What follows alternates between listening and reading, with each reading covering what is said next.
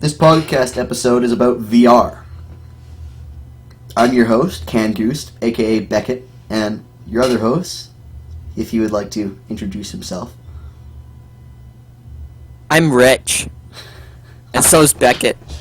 We're talking about VRs. So, how much did you spend on your VR, Liam? I don't know. My mom bought it for me. Right. You got the standard edition Vive? Yeah. Wireless and everything? Wireless? No. Yes. No? Well, it has wires. It's wired, okay. So, I spent $770 roughly on mine. So, I'm going to imagine yours is around the same because we got the same thing. So, Yeah. we got the standard edition Vive, which is as basic as you're going to get without getting an Oculus Rift. And Yeah. I would have gotten an Oculus Rift if it weren't for the fact that it's owned by the lizard man, Zuckerberg himself. And Yeah. I just didn't really feel like supporting Mr. Data Stealer. So, Yeah. um, Mr. Data Stealer. what are your thoughts on VR? It's pretty cool. It's fun if you're rich and can afford it. Okay, we're 1 minute in. You're gonna have to elaborate. Come on. Liam, please. You're killing me. What? I like VR. It's fun. It's definitely in its early stages, but it's like a lot of the games that I've played right now are very immersive. Like, Yeah. so I woke up really tired yesterday morning, and I had like a big day ahead of me, right? I was literally like, it was weird to walk because I was like, I should be holding a button to walk, or I should be holding a button and aiming somewhere, Yeah. right? But like I just like. And, like, every time I took a step, there wasn't, like, the weird blue barrier in front of me. Like, it was just Yeah. really, really strange. Mm-hmm. Like, that's how immersive things are. And, I don't know, I'd imagine there's probably a lot of people who wouldn't want that, because that would be, I mean, like, if it's getting to the point where, like, you're actually confused as to why, you know, walking is so easy, Mm-hmm. it might be a little, Yeah. might be a little, bad.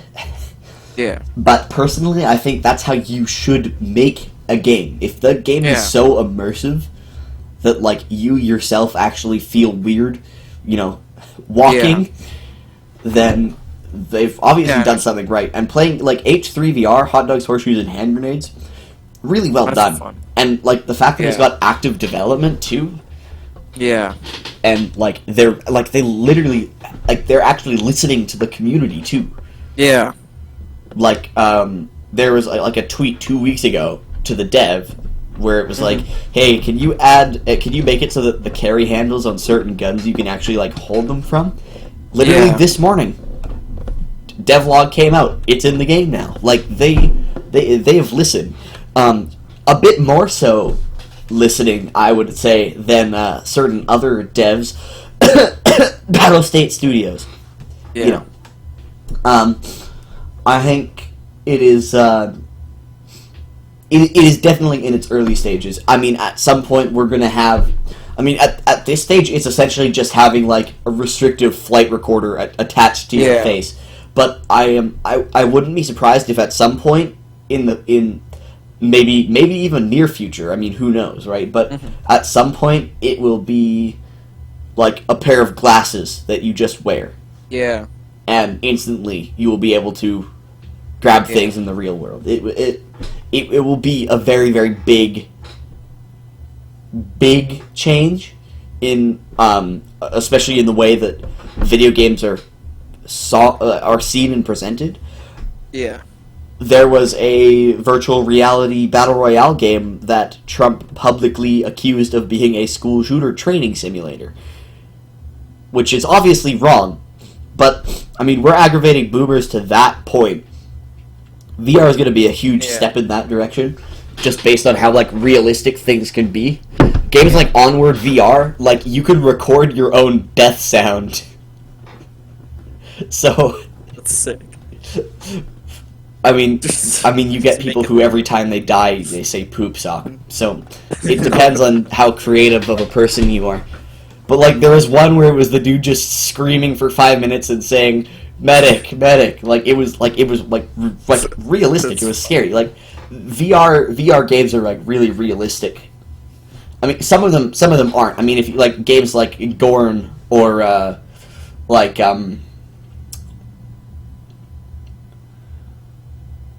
was struggling because I only own 4 VR games.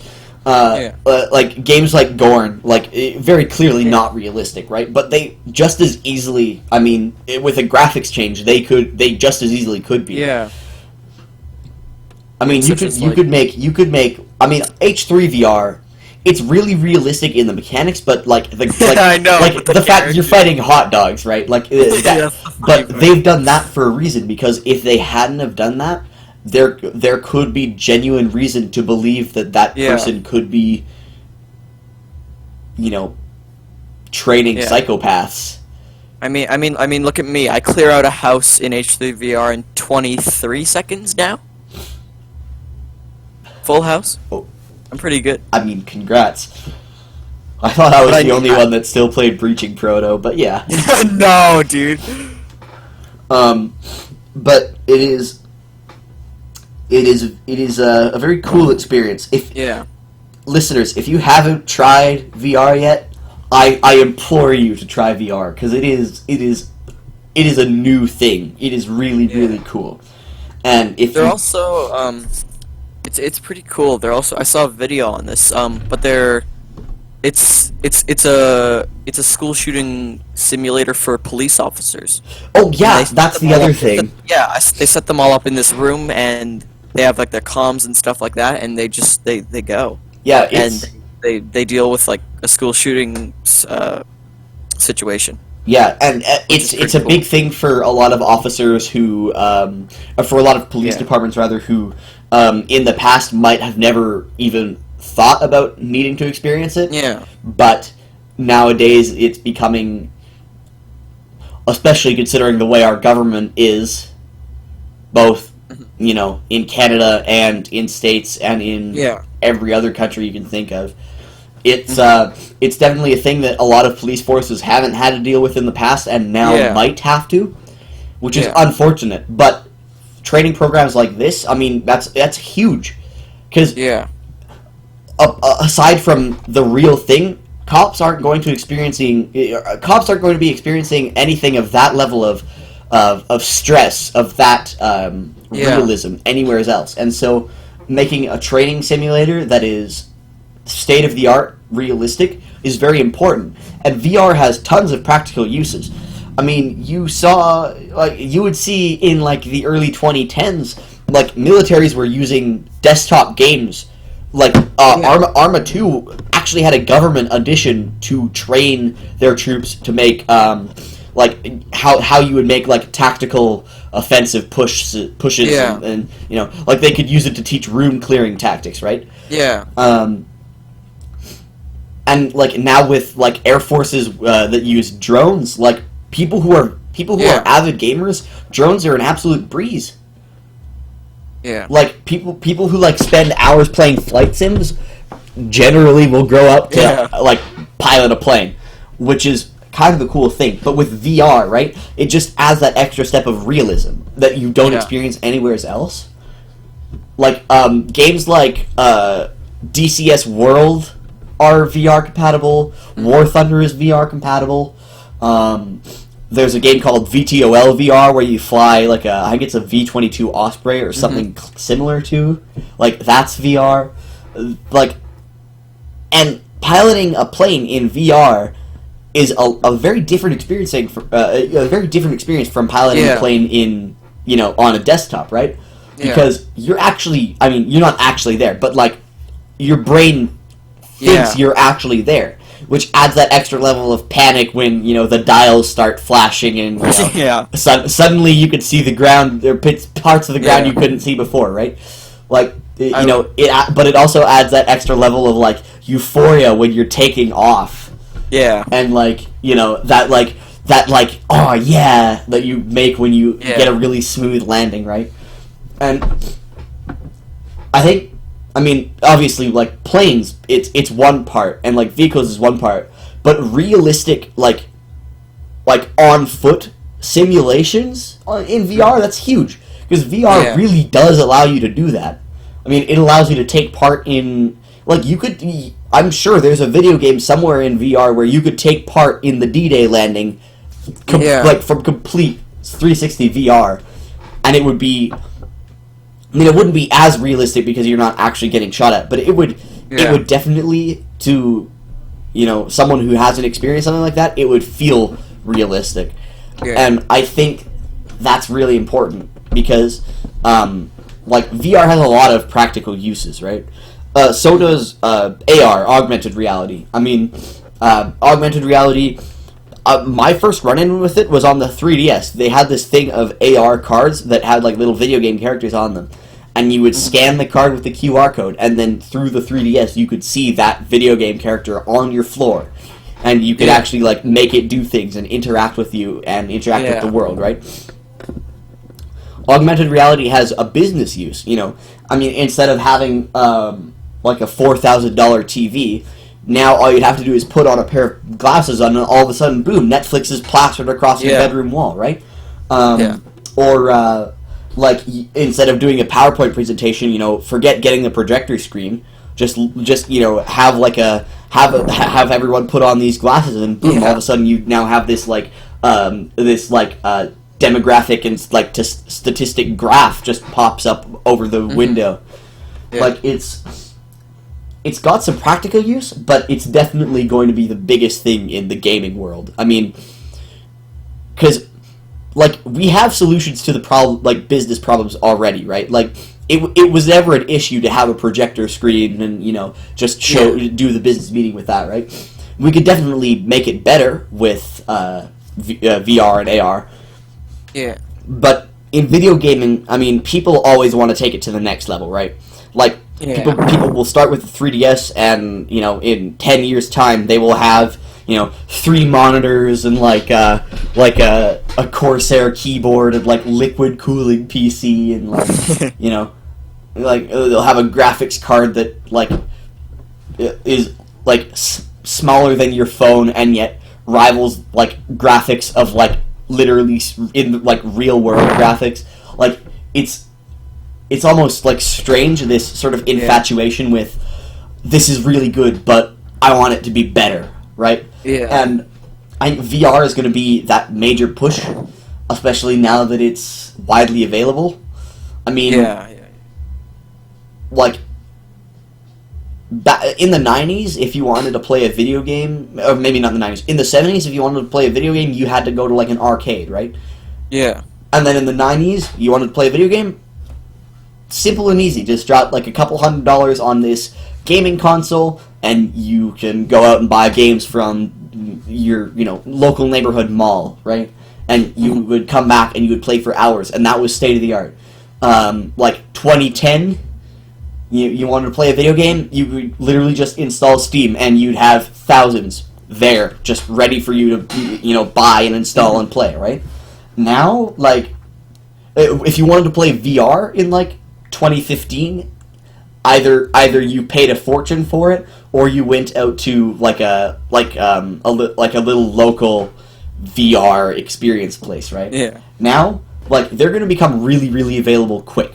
Especially with, like, Google Cardboard. Like, you could literally order a kit, like, I think for free, or, like, at least, like, $5 maximum. And it's just a piece of cardboard and a couple of lenses that you fold up around your phone, and you hold it to your head. And you have, you know, instant VR there, right?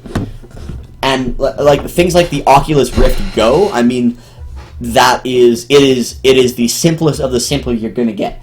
It is, like, the headset is almost glasses size. Like, it weighs as much as my phone does. And, like, granted, it's really, it's still kind of expensive, but it's a lot cheaper than, like, the Oculus, or the Vive, rather. Like, the Vive, it's, like, $700, the Oculus Go is, like, $250.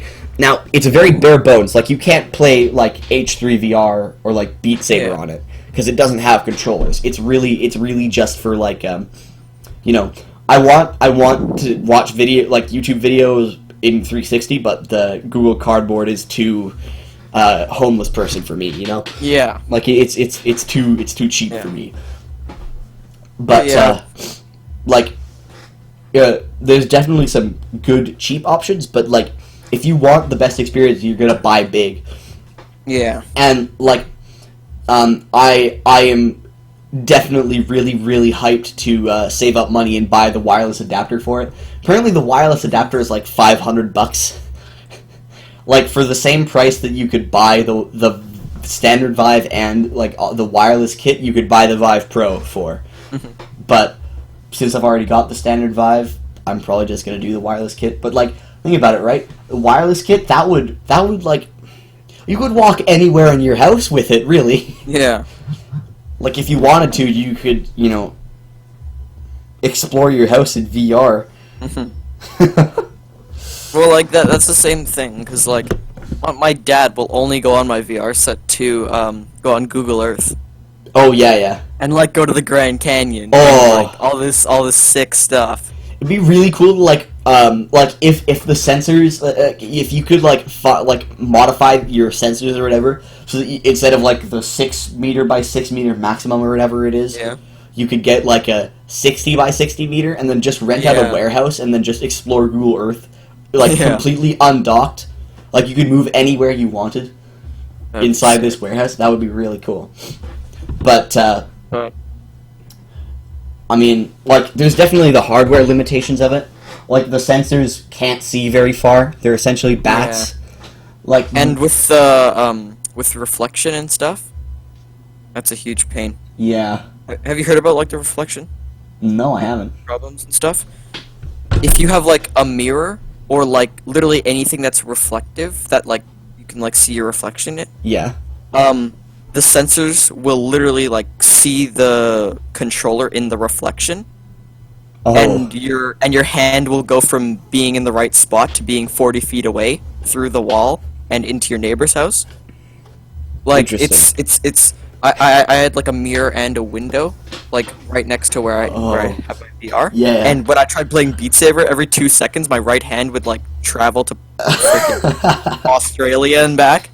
Well, I guess that's a good thing. I've never experienced that because, like, I like the closest thing that I can see my reflection in is my TV, and like, Yeah. literally my sensors can barely see the TV. So Yeah. I don't know. But- I guess just it's probably a good idea to move the mirror away Yeah. from wherever you were. But I saw like somebody posted because they had a VR set and they had a little glass ashtray on Oh. their table, and even that was too reflective and it would like mess up their Interesting. controllers. And as soon as they moved that, it was like running perfectly. Yeah. But, Well, and I imagine that at some point that no one would even think of that as an issue, right? Like I imagine, like by the time that VR becomes mainstream, and instead of buying PCs, people will just do everything they can Yeah. on VR. Like like probably the only limitation there would just be like your imagination, really. yeah.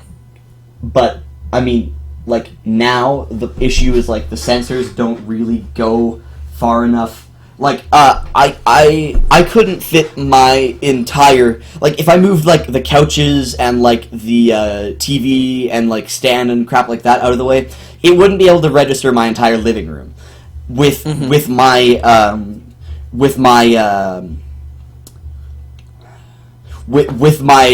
with just my carpet though. Like it could definitely measure my entire carpet, right? Yeah. But like the basement, I don't know. I still would have preferred it being upstairs just because like it's nicer up there. Like an Yeah. issue we have down here is our washing machine is a little old and tends to flood sometimes.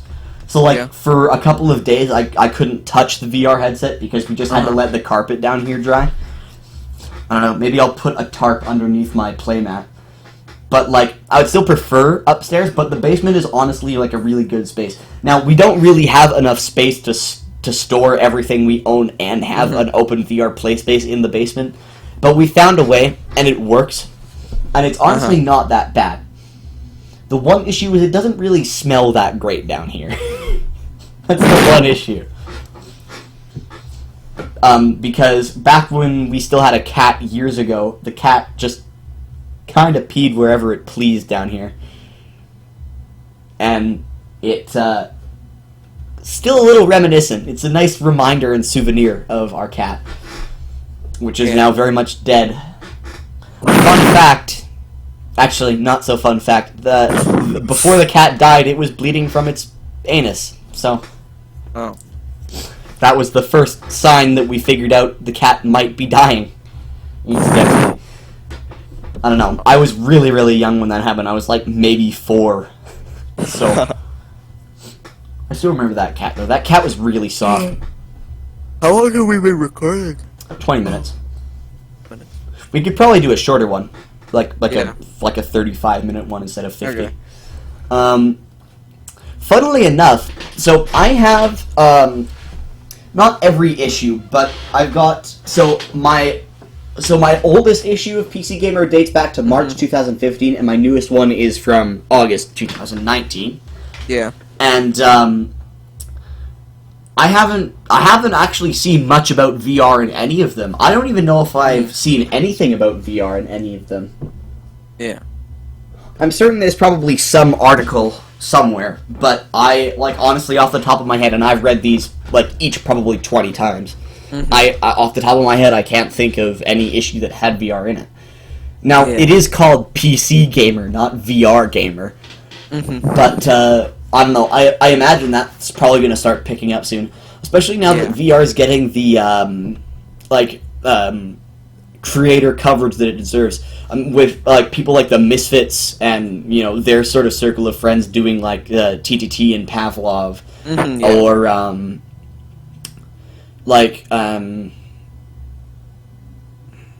what was I gonna say? Oh, people like Up Is Not Jump doing like VR game reviews just for the hell of it. Yeah, like it's a really big thing, and VR definitely deserves a lot more credit. It's definitely expensive, but you could buy a fairly standard VR headset kit that would do everything you wanted it to. Yeah. You could buy that for roughly the same price that you would buy like a decent mid-range laptop. Yeah. So it's honestly like to like the average like working citizen who to like the average like Gen X person who doesn't really they're still in the workforce and they don't really have enough time to play video games as often as people in Gen Z do. It's maybe not that big a deal, but it's definitely a lot cheaper than a lot of people make it out to be. I mean, people who like spend like $4,000 on PC upgrades and PC upgrades alone per year and can barely afford that, a VR headset isn't that much. And the best part is, I mean, so my mom got a new laptop, and that's what I have my VR on, because my desktop could run VR, but it recommends that I get a new graphics card. This laptop, this laptop came VR ready out of the box, 0 upgrades, and this laptop was like close to a 1.5K, I think. So, like, not very expensive, right? Like, not very expensive to get something that can run VR. And this thing has a better graphics card than my desktop does. Yeah. It has more free storage than my desktop does. I mean, granted, I recently uninstalled Rainbow Six Siege. But, like, now I've got, like, probably a good 50k gigs, like open and available. I could install a whole whack of games now if I wanted to. But, like, a week ago, I was stuttering along at about 5 gigs, which is not a happy, healthy amount to be on. Yeah. But, like, that's the thing, right, is when you're 14, like I am, and have, I saved up, like a bunch of work money, like, money doing, like, lawn and yard work for my grandparents. Yeah. And, like, birthday and Christmas money, that's what it all came to, and I bought the VR headset with that. It was, like, $600 of my money, and also my mom put in a little bit. Yeah. And we managed to finance this. I don't have enough money to pay for PC upgrades like people do. I actually changed the way I spend now. So, if I'm gonna buy anything from Airsoft, it's gonna be from birthday money or Christmas money. Every bit of money I make from working, unless I want to save it for Airsoft, it's gonna go towards clothes and PC upgrades. Because honestly, at this point, I really don't think I need a fiberglass helmet replica anymore. Yeah. I mean, I still love Airsoft and I still want to keep doing it, but it's almost lost its charm for me. Like, I still definitely want to keep doing it, and it's still enjoyable for me, but it's not as enjoyable as, you know, like, getting up in the morning and be like, oh, hey, why don't I wear that Supreme t-shirt that I couldn't afford because I wanted to buy a frickin' fiberglass helmet? Like, or this Full Metal AK that might break if I buy it. Yeah. You know, I paid $256 for this. It's full metal except for the like handguard and pistol grip, which are imitation wood, right? Well, the forward guard is plastic, and then the pistol grip is imitation wood. I paid $256 for that. I'm assuming that was a big overcharge because there's no way something that broke within a month of me buying it was that expensive in the first place. I would say it was it's probably worth like $110 buying it from like a proper website. Then again, I bought it in store at an Airsoft place, so they probably had to way overcharge for it because they couldn't keep it in stock if they didn't. Yeah. I had it for maybe 3 weeks. I went out airsofting twice in that time. Stock snapped.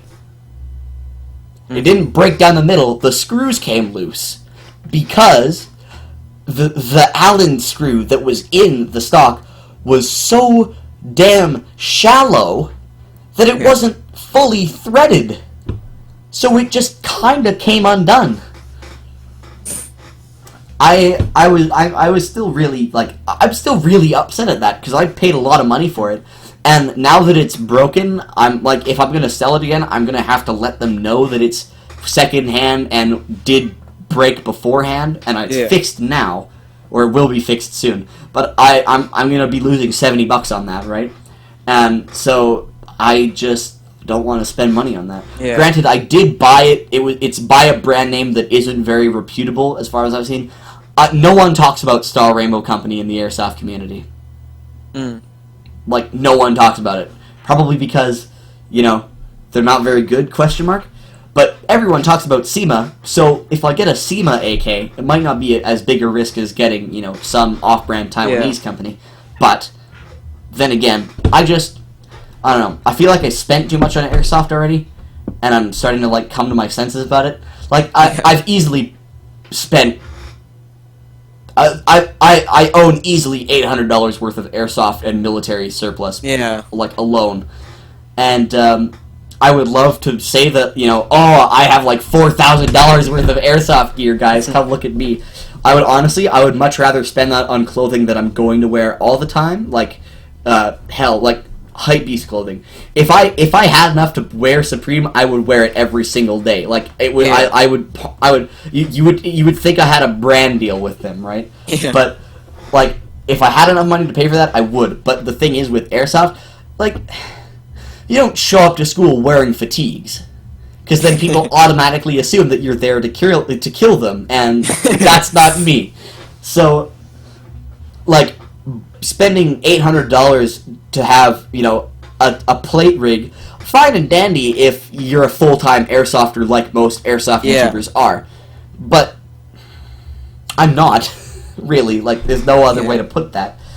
The last time I went was, like, late June, I think. So, it's just... I definitely want to keep doing it. Hell, like, honestly, if my summer weekends weren't already so bloody packed with, like, plans, I would love to go, like, this weekend, right? Yeah. But I don't have enough money now that I bought the VR headset, one. But two, I would rather, like, save up when I know that I'm going to be able to buy it as, like, almost as soon as I get that money. Which is, so, I asked for an airsoft gun for my birthday, like last year or whatever, and or no, it was for Christmas. I asked for a SEMA AK, and my parents were like, "We've decided that we would rather let you save up for purchases that are that big." Mm-hmm. So I was just like, "Okay, well, I'm gonna get my birthday money and then turn around and buy it with that." And they're like, Yeah. "I guess that is kind of what we said we would let you do." But yeah, like I would honestly just rather like be able to like not have to wait so much to save up. I'm perfectly fine with saving up for clothes because I already have a lot of clothes. Like my mom literally, she went to Costco yesterday and just texted me while like on stream. She just texted me. She's like, "Hey, do you want Adidas shirts?" And I was like, "Oh, okay." And she came home with 3. She bought me 3. They're in 3 different colors. I think one was like a sort of like a navy black. The other was like a sort of like a sad green. Yeah. Like, there's not really another way to explain it, because it's not like an olive drab green, and it's not like a lime green. It's just kind of like a weird, like, it's pine green, almost. Yeah. And then one was, like, bright red, and she just came home. She's like, "Here, these are for you." And I'm like, I didn't realize you were going to buy me, like, 3. And she asked me if I wanted an Adidas track jacket, and I was just like, I mean, up to you. You said you weren't going to spend any more money on Adidas for me this year, so up to you. And she's just like, "I don't want to buy you the track jacket because it feels slimy, but I'll get you these t-shirts." And I'm like, okay, the track jacket feels slimy. Interesting. But, like, I can wait to, like, if I, theoretically, let's say I get a job and I'm paid, like, $10 to wash dishes at a McDonald's. Yeah. I don't know. Weird example, but case in point, right? I'm more willing to save up that money for clothes, because clothes are a lot cheaper than, you know, replica AKs. Yeah. So, but with birthday money, easily I get $200 from for my birthday, because I have a very large family. And I have grandparents that are very generous. Like my grandma and grandpa gave me $100 for my birthday, and I was like, "Why are you doing this?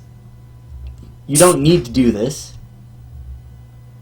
No one said you need to do this. Thank you. I appreciate it. But, like, $100 is a lot of money to give to your grandkid that doesn't have to pay bills or rent or for food or, you know, for internet or water or electricity or taxes. I don't have to pay anything. Like, literally, if I wanted to go through my entire life, or if I wanted to go through my entire, like, teen years not spending $1, Yeah. I could have enough to pay off student loans with the amount that I make from birthday money.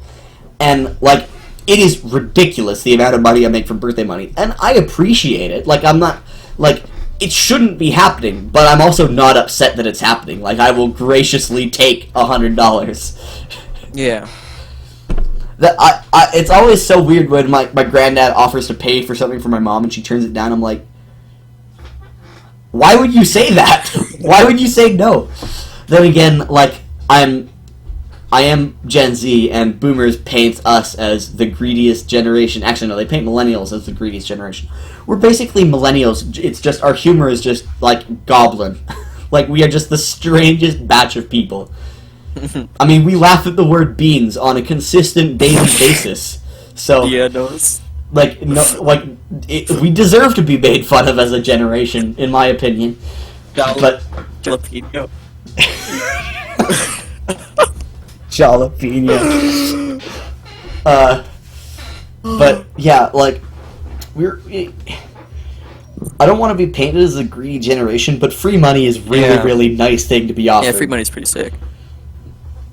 But, like, I get enough from, like, birthdays and Christmas from my family that, like, I could easily, like, go out and be like, I